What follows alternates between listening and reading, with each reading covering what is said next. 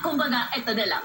Papasok ka sa gera, ang mga kalaban mo, lahat naka-arbalite, lahat sila may mga assault rifle. Ikaw binigyan ka ng butter knife or binigyan ka ng isang tinidor.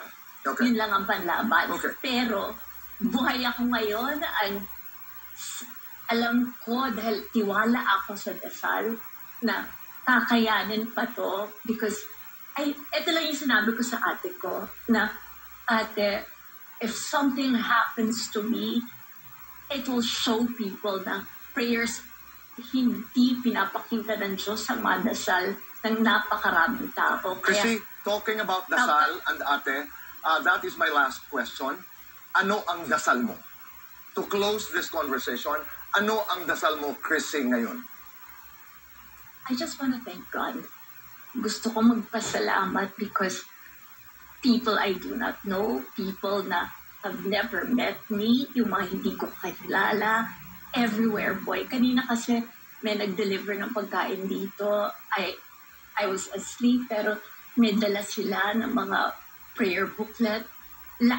Ang laki ng community dito sa LA, and I barely go out, but when my sons are out, they're recognized, and lahat, wala akong na-encounter na hindi nagsabi sa mga anak ko, sa mga kapatid ko, sa mga taong alam na kaibigan ko sila, na pinagdarasal nila at sinasabi nilang kailangan siyang gumaling kasi meron pa kaming hinihintay galing sa kanya. Gusto pa namin siyang mapanood.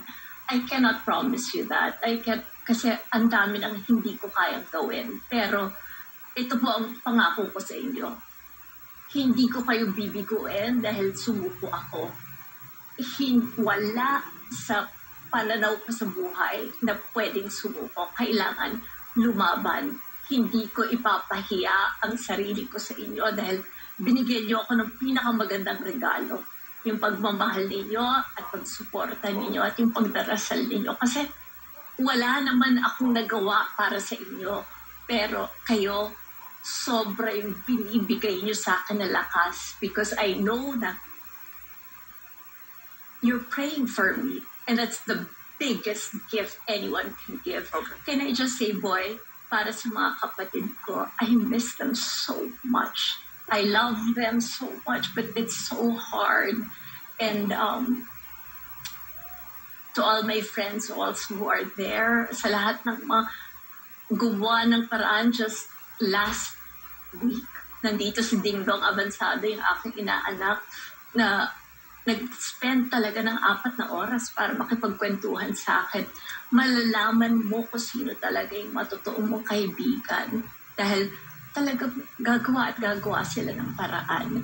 I want to say thank you also to you for making this happen. Thank you to Mr. Duavit and Miss Annette and everybody in GMA. Dahil kayo ang nagbigay sa akin ng venue para ma-explain sa mga tao kung anong nangyayari. And also to our friend, Miss Jessica